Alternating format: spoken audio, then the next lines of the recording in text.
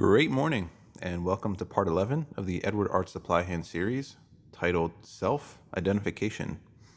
Again, the entire written post will be in the description below, as well as Edward's channel, so definitely check it out. He's got some great content. And if you like more content like this, please like and subscribe for more. Self-identification. I hope this one is a powerful one for you. This is the most important writing in this series so far. I am told God is in heaven and does whatever he pleases. God speaks and says, "If I were hungry, I would not tell you, for the world is mine and all that is in it." How can I be free? How can I be what I want? How can I do what I please? How can a mere mortal free himself and feel magnificent and glorious? It lies in your identification of self. Do not be afraid, but identify yourself fully with the inner man, the immortal within you, the one that can do anything it wants, the one who owns the world and all that is in it. I'm serious when I say this. I am not using hyperbole. If you identify yourself with the inner man, you will be free. The outer man sees nothing but limitations. He lives in desire, constantly needing another bread to eat. But too many of us identify ourselves with that outer man, has and is, not seeing it as a reflection of the inner man. So if you want to understand who and what you think you are and have, then close your eyes and pay attention. See what you have and what you claiming yourself to be within. That is what is reflected always. Stop trying to change the world, since it is only the mirror. Man's attempt to change the world by force is as fruitless as breaking a mirror in hope of changing his face. Leave the mirror and change your face. Leave the world alone and change your concepts of yourself. A quote by Neville. You do not have to persuade others to help you. All you need to do is believe you are what you want to be, and then let the world, which is nothing more than yourself pushed out, go to work to make your assumptions possible. A quote by Neville. But how?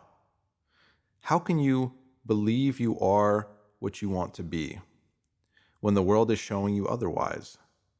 Again, it comes down to self-identification. When Neville says, change the concepts of yourself, this is merely saying, identify yourself with the one within and give yourself what you want to be feeling. Conceptions of ourselves are what we feel ourselves, our inner man, to be. The inner man has all the freedom to see and feel what it wants to be.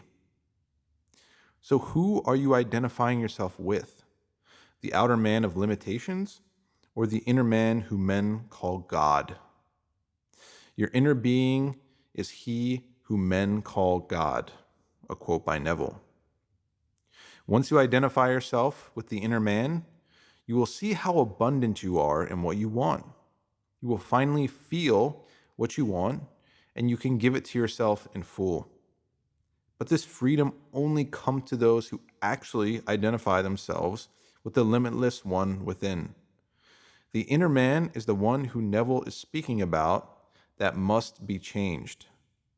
So you give that inner man everything they desire. That is what is reflected in the world, not this outer man. If the inner man is frightened by thoughts, then the outer man feels that effect. To the inner man, everything already is true, not to the outer. It already is so to the inner man. There's no convincing necessary, no 1,000 affirmations, no repeating over and over and hoping it works. If you identify yourself with the inner man, if you claim to be the one within, you will find it incredibly easy. It will be, let's say, natural to feel what you want.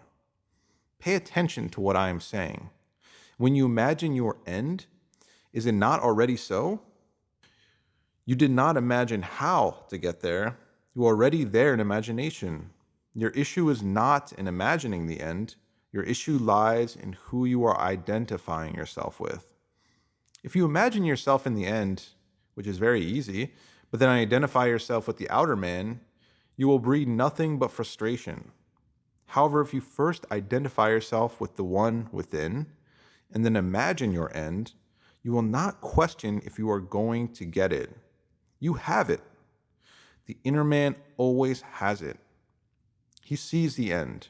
He's the one who creates his own fate. The inner man is his own destroyer and redeemer. Identify yourself with the inner man, the immortal you, not this body nor this outer life. If you want freedom, love, joy, happiness, confidence, if you want to be a king or a queen, treated like a god or a goddess, loved beyond your wildest dreams, then identify yourself with the inner man. The inner man can have all of those desires fulfilled because imagination is infinite. Disregard appearances, conditions, in fact, all evidence of your senses that deny the fulfillment of your desire. Rest in the assumption that you are already what you want to be. For in that determined assumption, you and your infinite being are merged in creative unity. And with your infinite being, all things are possible. A quote by Neville. You are already that which you want to be, and your refusal to believe this is the only reason you do not see it. Another quote by Neville. Your refusal to believe. Change this to your refusal to feel yourself to be is why you do not see it. For what we feel ourselves to have within will reflect. How are you already what you want to be? How can you be if you are so limited? You are always what you want to be when you identify yourself with the inner man. Stop limiting yourself within. You create the stars. You draw all men to you to fulfill what you want and what have done within. Within is the only place you can be what you want when the world tells you you can't. But who is telling you you can't? Yourself. It's all you. Leave the world as it is, with all its denials, and change yourself within and see how it gets pushed out. There's nothing more important than developing your imagination to transform your life from the inside world of your thoughts and feelings to the outside world of your results and manifestations. A quote by Neville. There's nothing more important than your relationship with your mind and self. Identify yourself with the inner man and use the mind to create what you want within. Let the mind work for you. Is that not what you want? Wouldn't it be nice to sit down with friends and people, and instead of insecurities coming to the surface of your mind, you had praises? Praises constantly? Let the mind work for you. When you identify yourself with the one within, I am serious when I say this. You will no longer feel beneath anyone, for it is all states, and you draw the states necessary to fulfill your inner man, good, bad, or indifferent. Whenever your feeling is in conflict with your wish, feeling will be the victor. A quote by Neville. Feeling will be the victor.